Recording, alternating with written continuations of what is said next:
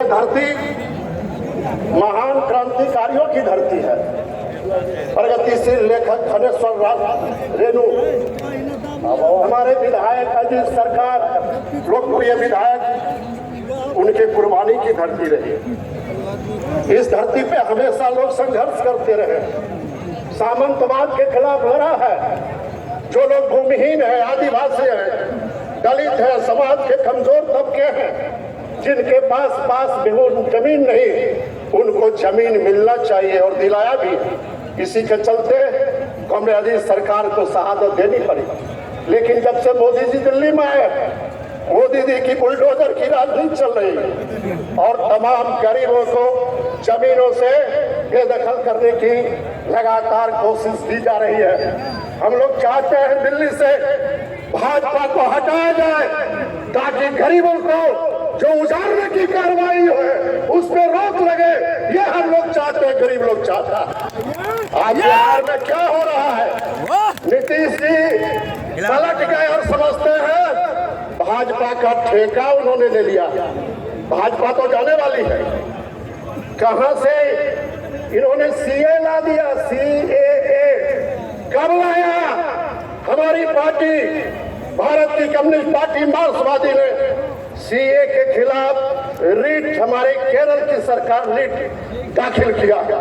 हमारी पार्टी ने पहले चुनाव बॉन्ड, इलेक्टोरल बॉन्ड, उसके खिलाफ रीट किया था और सुप्रीम कोर्ट ने कहा मोदी जी ने बड़ा गलत किया है, ये बहुत बड़ा अपराध है, बहुत बड़ा घपला है। 6,500 करोड़ रुपया कारपोरेट से इन्होंने चंदा के नाम में लिया।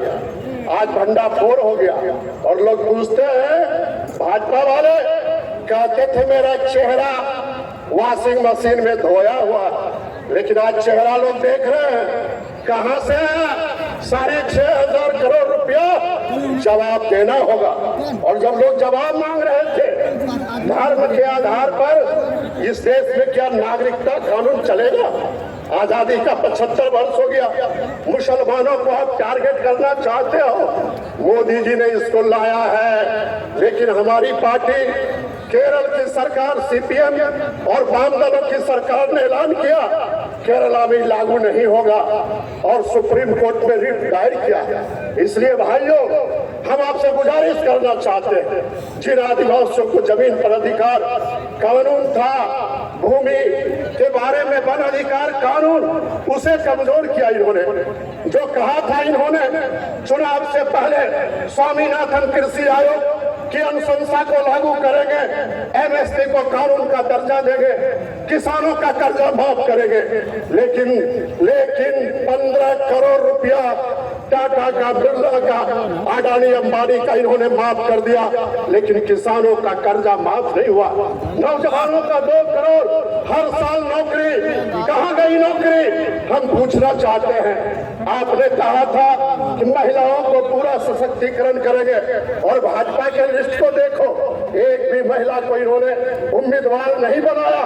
हम तेजस्वी जी को बधाई देते हैं कि पूर्णिया से आपने महिला को उम्मीदवार बनाया है, आपको बहुत बहुत बधाई।